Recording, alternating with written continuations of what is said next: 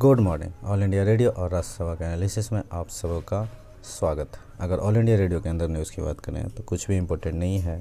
देश देशांतर के अंदर नेशनल एजुकेशन पॉलिसी के बारे में बात की गई है, डिस्कस करेंगे। द बिग पिक्चर के अंदर इनोवेशन एंड ग्लोबल चैलेंज के बारे में बात की गई है, डिस्कस करेंगे। तो चलिए डिस्कशन स्टार्ट करते हैं। देखो, नेशनल एजुकेशन पॉलिसी को इम्प्लीमेंट किया जा रहा है। यूजीसी की वर्किंग ग्रुप बनाई गई और 8 वर्टिकल टर्म्स लाए गए, जिसमें कि एक टर्म है उसके ऊपर यहाँ बात की गई है, global outreach of higher education. मतलब ये हुआ कि ग्लोबली किस तरह से हम compete कर सकें। इसमें क्या टर्म है कि भारत के स्टूडेंट को ड्यूअल डिग्री मिले, जॉइंट डिग्री मिले, मतलब एक साथ 2 डिग्री मिले। समझते हैं कैसे कैसे। देखो, इंटरनेशनल रूप से बढ़ेगा ये। एक अन्य जीवन शैली, सर्वे भवन्तु सुखन्तु का जो कॉन्सेप्ट है, शिक्षा को लिबरलाइज करने की बात कही गई है। मतलब म्यूजिक के साथ साथ अब साइंस भी पढ़ सकते हैं बच्चे। पहले क्या होता था, आपको म्यूजिक पढ़ना है तो सिर्फ म्यूजिक में ही डिग्री हासिल करनी होगी।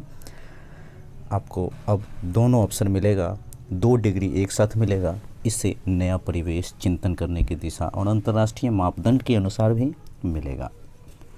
छात्र को मेहनत ज़्यादा करनी पड़ेगी। देखो, जॉइंट डिग्री में क्या होता है कि जॉब के साथ पर्सपेक्टिव से फ़ायदा होगा। मतलब एक साथ 2 डिग्री ले सकते हैं, चाहे वो एग्रीकल्चर हो, चाहे एग्रीकल्चर से ही कोई रिलेटेड हो, जो भी देश से हो, 2 डिग्री लिया जा सकता है। ड्यूल डिग्री में क्या होता है, इसमें जैसे बीएससी बायोटेक्नोलॉजी किया या मैनेजमेंट किया, तो देखो दोनों डिग्री आपस में मर्ज हो जाएगी। तो इसके पास बायोटेक्नोलॉजी का भी नॉलेज है और मार्केट का, एंटरप्रेन्योरशिप का, मैनेजमेंट का भी नॉलेज है। अब मिडिल क्लास को इससे फ़ायदा होगा। अब्रॉड जाने से पहले सोचते थे, अभी लोन का प्रोविज़न हो सकता है, उत्कृष्टता, गुणवत्ता, क्वालिटी वाली चीज़ें हो सकती हैं। तो मेरिट बेस्ड बच्चों को स्कॉलरशिप भी दिया जा सकता है। तो एक नया टर्म नेशनल एजुकेशन पॉलिसी के अंदर आप ये ध्यान रख सकते हो। चलते हैं नेक्स्ट आर्टिकल में। नेक्स्ट आर्टिकल की बात करें तो इनोवेशन के बारे में बात की गई है। सेल्फ 3 की बात की है प्रधानमंत्री जी ने। Self awareness, self confidence, selfless. आप इसको यूज़ कर सकते हो। कोविड के समय में बहुत सारे इनोवेशन हुए। प्रोजेक्शन ज़रूरी है।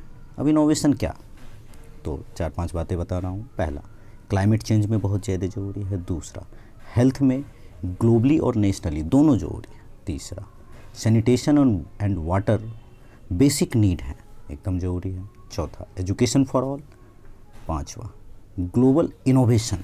वैसे कि ग्लोबल इनोवेशन में इंडेक्स में, ग्लोबल इनोवेशन इंडेक्स में 48 पोजीशन है, मतलब अंडर 50 हम आ चुके हैं। ये ग्लोबल इनोवेशन इंडेक्स कौन जारी करता है, आपको पता होगा, WIPO के द्वारा। और भारत में Indian innovation index NITI Aayog जारी करता है। प्रीलिम्स के अनुसार क्वेश्चन बनते हैं। साइंटिस्ट का कोलेब्रेशन हो, स्टेट लेवल पर, विलेज लेवल पर। ईज़ ऑफ डूइंग बिजनेस में भी हम अच्छा कर रहे हैं। यंगस्टर जो हैं सो एंटरप्रेन्योरशिप में आ रहे हैं, स्टार्टअप में आ रहे हैं, इनोवेशन में आ रहे हैं। अर्बन एरिया में हो रहे हैं, इसको गाँव तक किस तरह से लाया जाए, इस पे वर्क करना होगा। सबसे बड़ा चीज़ है energy, clean energy, less energy per unit production कैसे हो, टेक्नोलॉजी चाहिए। इस बजट में हाइड्रोजन मिशन की बात कही गई है।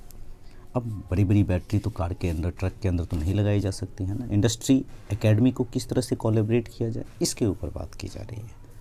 तो इस तरह से आप एक आंसर का अच्छा प्रारूप तैयार कर सकते हो। तो आज के डिस्कशन में इतना ही था। Thank you.